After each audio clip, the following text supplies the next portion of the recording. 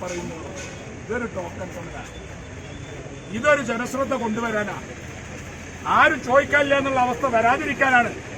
നമ്മുടെ സഹോദരിമാരാണ്, ആ പെൺകുട്ടികൾ ഈ നാടിനെ വിശ്വസിച്ച് വന്നാണ് ഇവിടെ.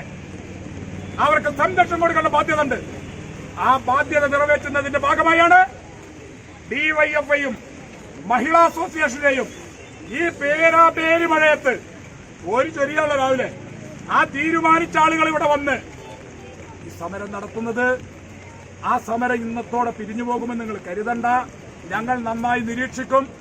ആ നിരീക്ഷണം ഞങ്ങൾ നടത്തുമ്പോ ഏതെങ്കിലും തരത്തിലുള്ള പക്ഷപാതിത്വമോ ഏതെങ്കിലും വിധത്തിൽ അത് മണ്ണിട്ട് മൂടാനോ ഏത് ഡിപ്പാർട്ട്മെന്റ് ശ്രമിച്ചാലും ഞങ്ങൾ അതിനെ പൊളിക്കും.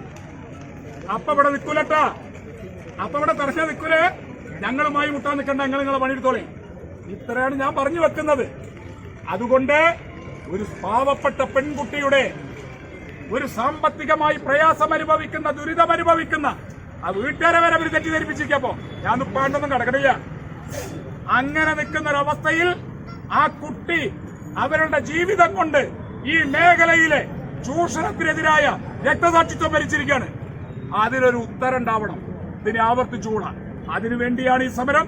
ഈ സമരത്തിൽ പങ്കെടുത്ത ഈ കോരിച്ചൊരിയുന്ന മഴയിലും നല്ല വീറോടെ തന്റെ സ്വന്തം സഹോദരിയെ പോലെ കരുതി ഈ സമരത്തിലേക്ക് വന്ന മുഴുവൻ ഡിവൈഎഫ്ഐയുടെയും മഹിളാ അസോസിയേഷന്റെയും മറ്റ് സമര വളണ്ടിയർമാരെയും അഭിവാദ്യം